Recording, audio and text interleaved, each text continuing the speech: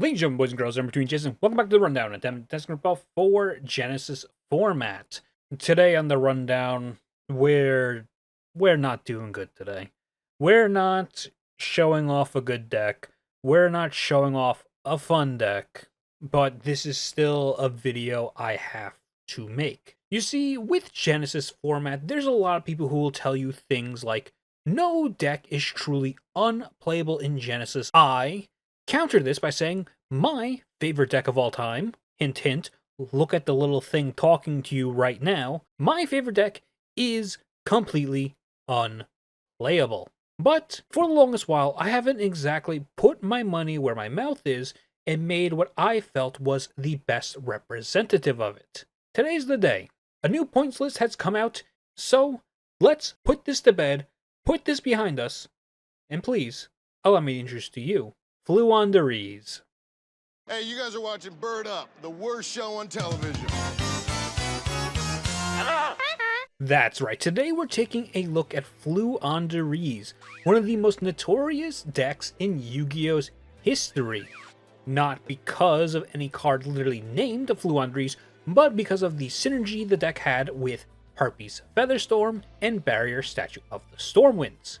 Floowandereeze also has some specific notoriety in the Yu-Gi-Oh community for being one of the decks that just plays a lot on the opponent's turn, and constantly setting up more and more chains of activations and interactions while you kind of just have to sit there and watch them do it. But at its core, Floo wasn't really that powerful of a deck. It was more just well placed in the meta in which it released, having a good matchup against Teal'c, mostly because Floo was one of the decks that could very well utilize Dimensional Shifter and Dimensional Fissure, two cards which are also pretty notorious in Genesys. Now, where things change here in Genesys is that cards like Shifter, Fissure, Featherstorm, and the Barrier Statue cannot exist in the same deck thanks to the point list. So you would assume that there would be some kind of manageable points placed on the Floo cards because those notorious powerhouses they used to play are unplayably pointed. Unfortunately, Konami decided when designing Genesys to take the points in a different direction, taking the notoriety of Floo and making the deck itself completely unplayable points-wise. That is through the pointing of Rabina, Magnificent Map, and the missing from this list, Advent Adventure, all sharing 33 points. Previous to the last points list, Floowandereeze could only get away with playing one copy of each, along with a singular DD Crow. The new list, however, makes that impossible. With DD Crow being lifted to 2 points, that means one Rabina, one map, and one Advent add up with the DD Crow to 101 points, once again making the deck unplayable. But I decided to take the challenge. Being a big fan of Floowandereeze, I decided that this is something I must do and then never look back. So let's go over the card by card. First up, let's start with our tribute guys. We're on 1 Apex Avian, 1 Floowandereeze and Snarl, 3 Floowandereeze and Empen, which will make sense later when we get to our spells, 3 Simorgh Bird of Perfection. We do need some kind of extension, and it is nice here with the way TCG hand triggers works.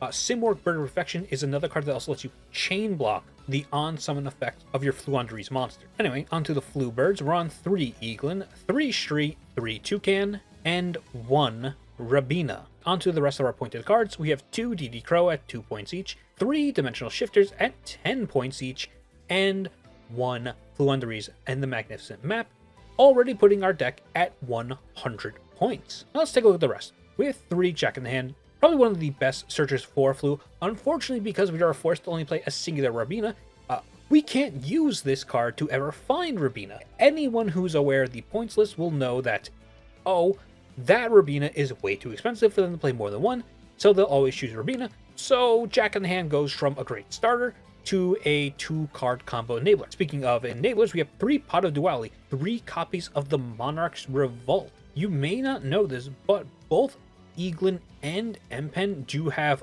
Monarch and Squire stats respectively, so we can reveal 3 of them, add one of them to our hand, and the other 2 get sent to grave.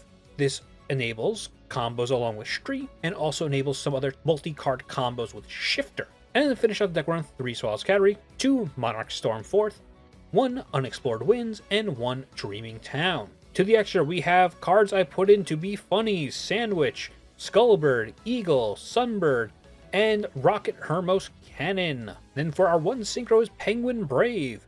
Yes, we cannot summon these cards. Sure, there could be cards I put in here instead that could actually be summoned. It's more likely for you to access the extra deck in Flu when there's links in the format, not really with Xyz monsters. So for the Xyzes, I did put in ones we could theoretically summon. We have Crime, Punishment, Gold Rat, me, Fuko, Assembled Nightingale, Ensemble Blue Robin, Promenade Thrush, Restless Starlight. Theoretically, we can summon these cards. I just don't think we're ever going to get to the point where that happens.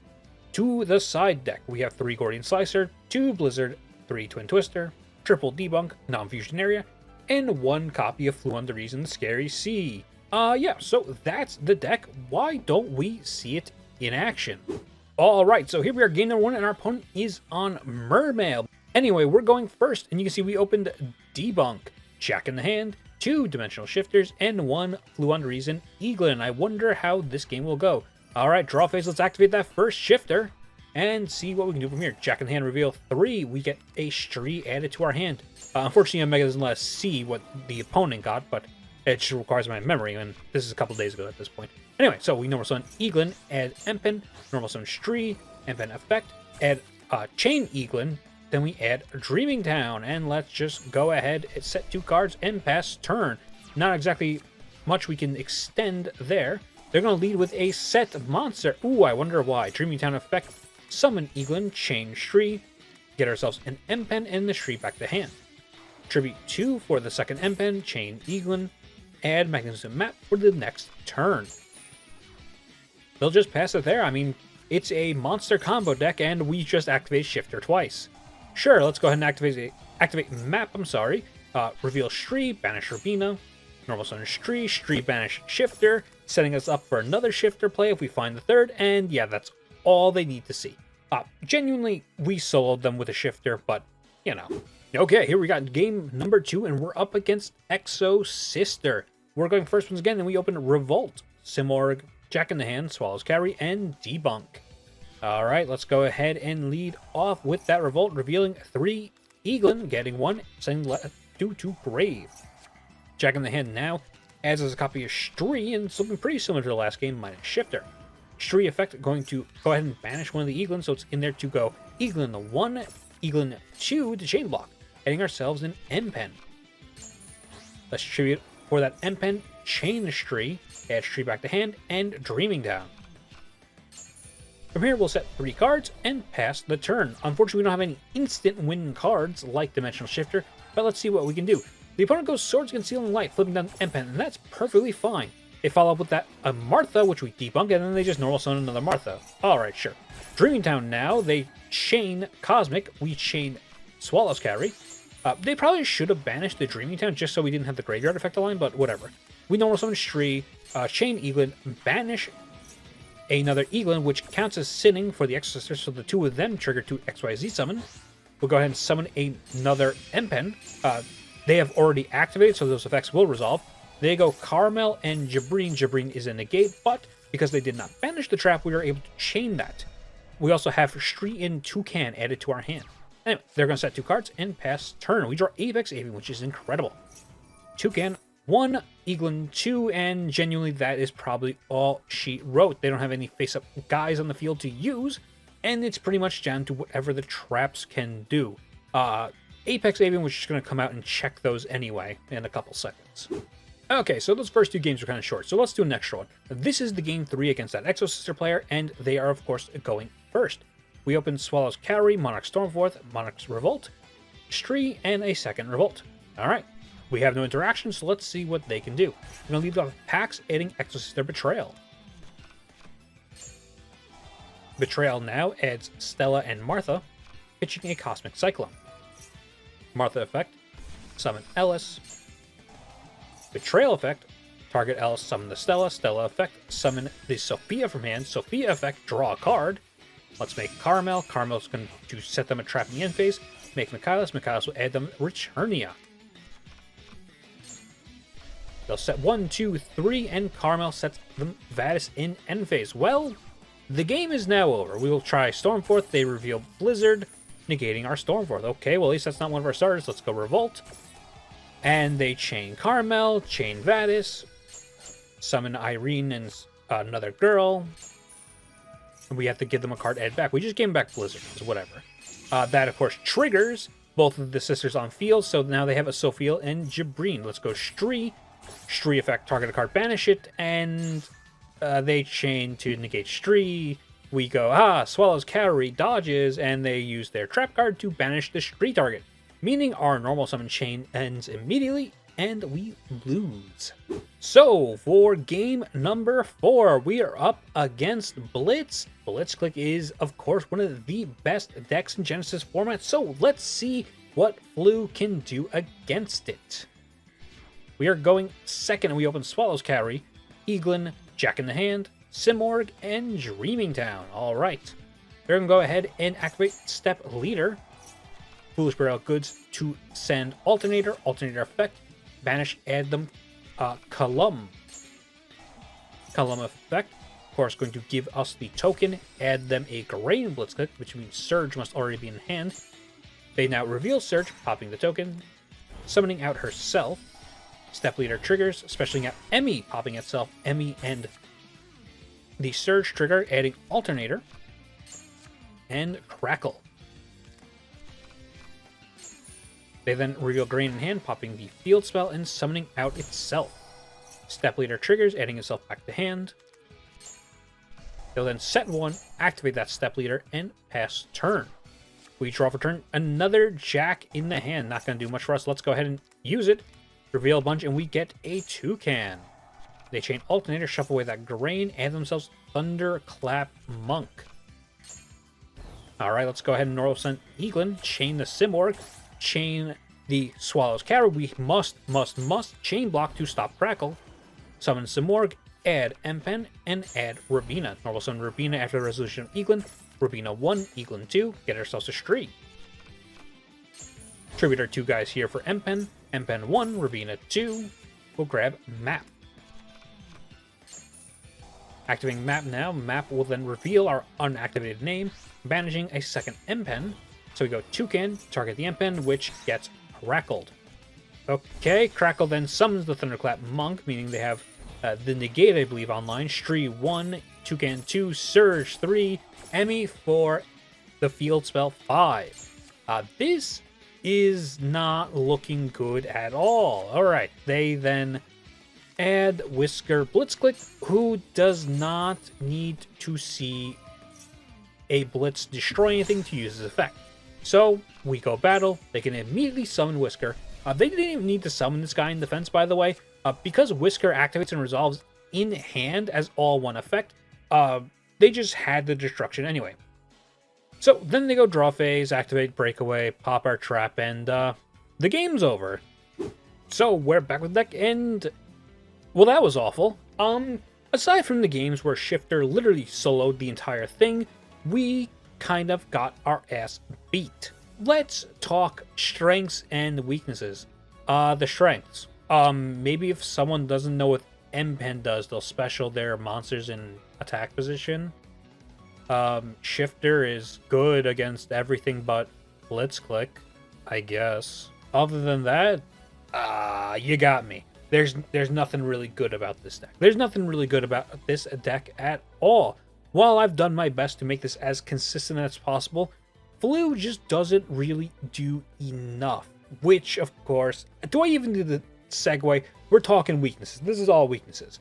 The deck's just bad.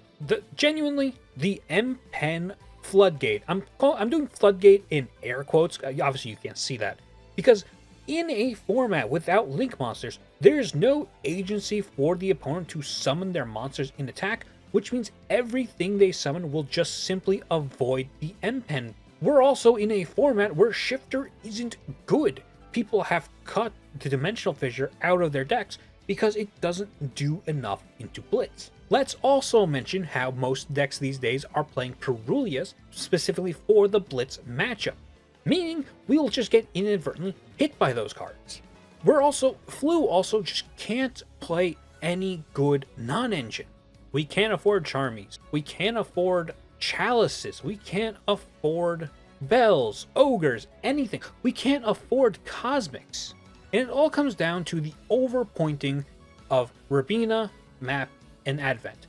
I do believe these cards should have points, but the deck is so overpointed for its power level. I'm not advocating for this deck to have 0 points. If it was all 0, we'd be able to just play cards like Barrier Statue. Barrier Statue isn't even 100 points. I'm just asking, Konami, please, if somehow anyone who's working at Konami watches this video, I'm just asking, at least put Rabina to like 20. Like 33 is absurd. 33 was the benchmark points of Rhoda, which all these Rhoda-like cards were put to 33 because they all did these similar effects. And they're all getting their points lowered. Please tell me, look at this deck. Look at those games we just played. Tell me what Flu does against Blitz. Please tell me what Flu does against Snake Eyes Elf Note. Please tell me what Flu does against Exosister. Please tell me what Flu does against Fire King. But I'm not here to just rant. I just want to say this was certainly a time. I definitely felt happy with how I got this deck to play, but genuinely it's bad into pretty much every aspect of Genesys. From the way the points worked out to just the format itself. The best decks do not care about what we're doing. I'm not gonna ramble forever. This was a good experiment. I'm glad to finally have this weight lifted off my back. All right. If you like the video, let me know down below if you think I should jump for even playing Flu in the first place. Anyway, I'll catch you guys next time when I'm not just being a crash out whiny baby. All right. Goodbye.